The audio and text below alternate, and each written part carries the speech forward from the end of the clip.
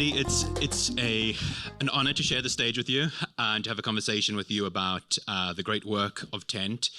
Just for context, for those in the audience who aren't familiar with us, we are a coalition of more than 300 major companies that are committed to integrating refugees economically into their new communities, such as by hiring, training, and mentoring them. We're proud to count iconic brands like Pfizer, Hilton, Starbucks, PepsiCo among our coalition, and we're continuing to grow rapidly. Just this week, and MasterCard. And just this week, we welcomed more companies like Michelin and Sanofi in the London Stock Exchange. So we're a vibrant, growing coalition. What we do at Tent specifically is to provide a range of very concrete support and services to companies to help them develop these programs to hire and integrate refugees. But I want to start by rewinding all the way to the beginning, to early 2016, when you launched Tent with just a few companies, including MasterCard. And this was at a time when you didn't hear a lot about companies being involved with refugees. And when you did, it typically was around a financial in-kind donation. And you had the conviction that that wasn't good enough, and you created Tent to change that. So take us through what you were thinking at the time. So those are pre-Gideon times. I think it's the first time we're sharing the stage with my brother Gideon on an event like this. Like he said, you know, these ideas really come from your own experience, especially when you're in business. And when I started Chobani in upstate New York, it was an old factory where the big food just closed the factory and let go all the employees in that local community. And when I started, thank God, it worked out, and I hired back everybody, 55, 60, 100. And then later on, it's just geography get larger and larger, and it hit this town called Utica, where I used to live. And when we were start hiring, I heard that there are people, refugees and settled in Utica, and they were having a hard time to find jobs. And this is 2008, 2009, another economic crisis time. And I went to refugee center, and I said, what is the problem? And they said, well, we have all these people from Asia and Africa and South America and refugees legally settled. They have right to work, but they can't get a job. And if you ask a couple of other questions, you find out things are very simple. It's either the language, they don't speak the language. They don't have driver license or car, or they don't have the training that job is available there. But then really what the problem is, unfamiliarity. I said, well, we're hiring, and we can get translators so we can solve that problem. We can get some cars and buses until they get their own cars. And we can do the training with the translators in the factory so we can solve that problem. Let's start. And people said, well, Hamdi, before you came to South Edmiston, the only foreigner was Frank, who's from Sicily, who has a pizza shop. And you're the second one, who's a guy from Turkey. You're going to bring all these people into here. Are you not worried? I said, no, why would I be worried? I'm still alive, so should be okay. And the reality is, when I got to know the people of South Edmiston and the team that worked in the plant, I was so sure that this is not only will be welcome, there will be some magic is going to happen in here. And that's exactly what happened. And I never thought that was a work for refugee Gideon. I thought it was just people in the community, they're looking for jobs. Chobani is open for everyone. Everyone should come and join his, and we'll figure this thing out together. It wasn't until 2016, 15, when this topic refugee became unfairly communicated on the political arena, that from completely disconnected from reality. And now you have hundreds of people in our plants that I call them my brothers and sisters, and I can't stay quiet when this is all happening. So we brought in some major media company to our plant and said, what is the problem? We are all same. We are making yogurt, putting food to our table and creating life. And what is this? And that created some kind of boycotts and all that kind of stuff, but at the same time, enormous amount of response from majority of people in the US.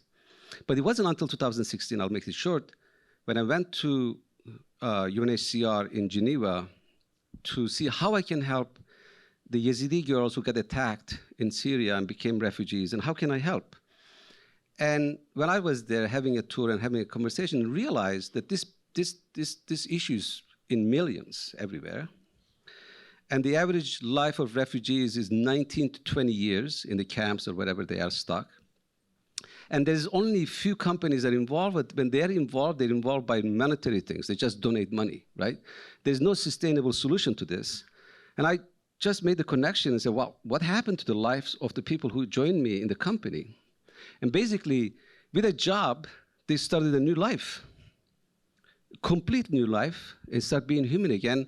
It's like, really, you stop being refugee when the minute you have the job. That's the time that you stop refugee. And I'll just say that is our favorite Hamdi quote, that we use it almost every day to explain why it's so important for companies to hire refugees. Yeah. Yeah, the minute the refugee has a job, that's the minute they stop being refugee. Okay, so now you come back, and I know what I want to do, but I have to have some companies to sign up, right? So that's the journey from first sign up. One of the first one to sign up was MasterCard. They actually hosted us. And that's why the Ajay's leadership, this MasterCard's consciousness to these issues very early on is a real thing. You hear it from me. And with MasterCard and a few other companies signing up, and that was 2016, we launched it with 4 companies. And this man is really the mastermind of taking that idea into making this mass scale place. And Gideon really, I mean, we had some success early on. Gideon was with Samantha Power, and then later on 10th on the Samantha Power, and then back to 10th. But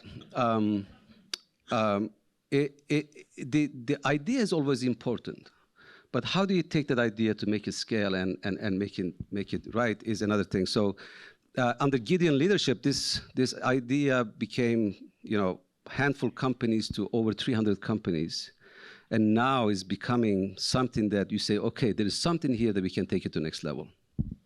So Hamdi, I think we have 3 really core convictions at Tent that sort of animates what we do. The first is this idea that getting a job is the most critical milestone in a refugee's life. I think the second conviction we have is that companies' comparative advantage in this space, the way they can have the most impact, is by connecting refugees to work, not just donating money. And I think our third core conviction is the idea that when businesses do this, they actually benefit. So I'd like to hear your view, wearing your Chobani hat, as a company that's hired hundreds of refugees. What have you seen the business benefits to be? So that's exactly right. So when we go, this is real. This is not a pitch. This is not a storytelling. This is real. When you bring this population to your work, I mean, you solve all these early, obstacles, which is most of them are simple. What you find is one of the most dedicated workforce you can ever have, right? And as an individual and enormously effective as a population, the company's culture completely changes, is affected by it. Because if you think about it, if you're a refugee, you're in the border of Poland and Ukraine, or you're in the border of, Venezuela and Colombia, or you're in the island in Lesbos in Greece, and people are crossing. What you see, you can look at from different glasses, but what you see is human spirit is in the highest level, really, right? The decision that you make, the challenges that you go through, the losses that you have, but you don't give up. You don't give up. You move on for a new life, and you finally make it to some place. I'm ready to contribute. I'm ready to stand on my life and contribute to my family. I'm ready to contribute to where I feel home. And the minute a company opens its arms, which happened at Chobani, what you see, this energy that you cannot describe, literally. The papers and sheets and calculations, spreadsheets cannot calculate this, right? But there are things the team and Gideon team has done is what is the economic contribution of refugee in years when it comes to profitability of business. In every dimension is shortest and highest contribution to the company. So this is really good business from all dimension, right? But then there is the other dimension, is how consumers is reacting when companies are acting in this way, and how talent is acting when the companies behave in this way. So then you see the talent wants to come and work for you, and the consumer wants to buy your products in almost every market. Do you want to talk about those studies that you guys do? And yeah, absolutely. I mean, we've heard this from so many companies, and so then we've set out to prove it. And just to use a couple of data points, we did a study of companies hiring refugees in the US. They found in manufacturing, refugees had 3 times higher retention rates than other employees. We did consumer surveys in the US and Europe, and by a very, very wide margin, consumers said they would be more likely to buy from brands that hire refugees, even among conservative consumers who understood that jobs actually are a path to integration. It means people are paying taxes. We did a study of German companies that had hired refugees, and 3/4 said that they actually hiring refugees made them more appealing to other German employees. People want to work at companies that are actually showing this sort of leadership. Exactly. So basically, the economic case is done, and of course, humanitarian case is done. So this is a place where business can make enormous amount of effect. You know, the politics environment can go up and down, and I think this, through the companies and brands and the CEOs and founders, we have made some gains on brand refugees.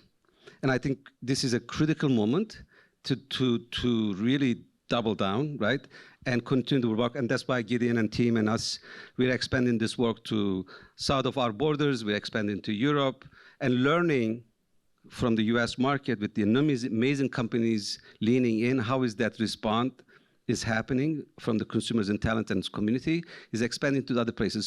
So the business solution to refugee topics is really the one that completely sustainable. Otherwise, what we're looking at this topic, and I'm not minimizing this effort, is heroic, is important, but really we are dealing with the topic refugee the way that we have dealt with it since World War II. It's the same thing. And it's a handout, it's tent, it's stuck, and that's it.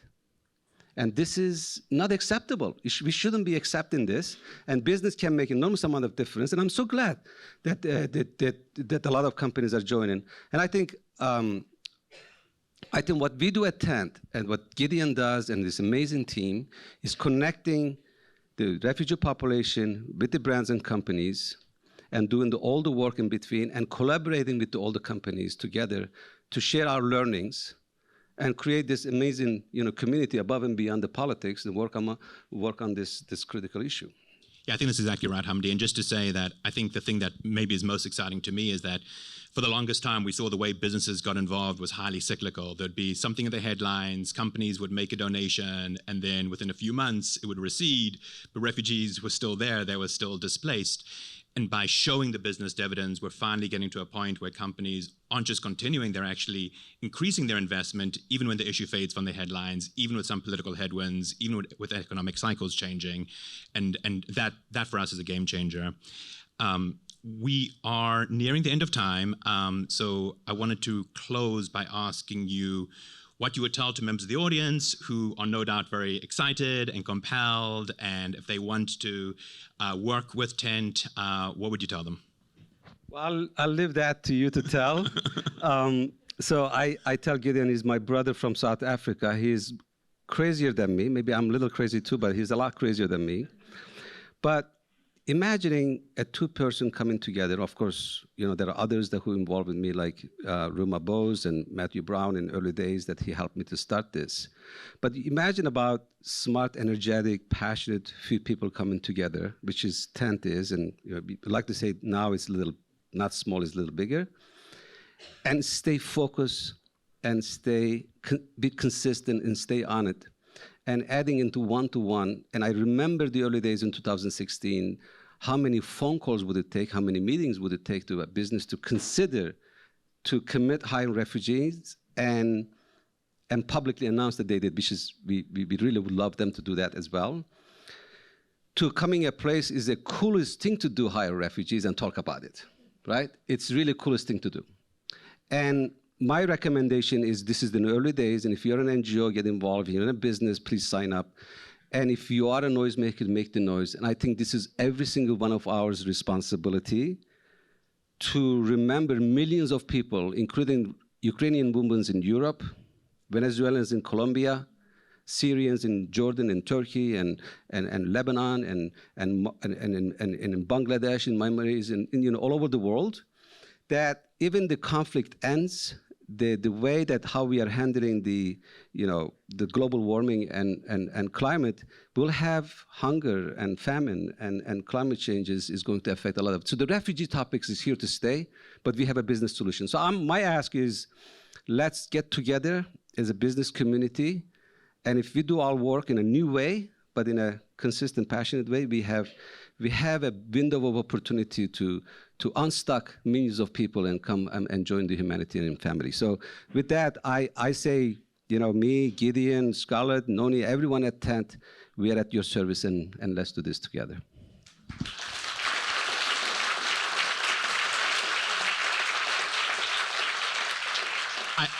I know that applause is supposed to signal that we leave, but I'm just going to add one more very quick pitch, which is if you're a business, contact us. We'd love to work with you. And if you are a foundation or a funder, we're at a point where, having done the really hard work of proving out our business model, we have wildly ambitious plans to take this to other countries, other places, expand. We'd love to talk with you as well. So thank you very much.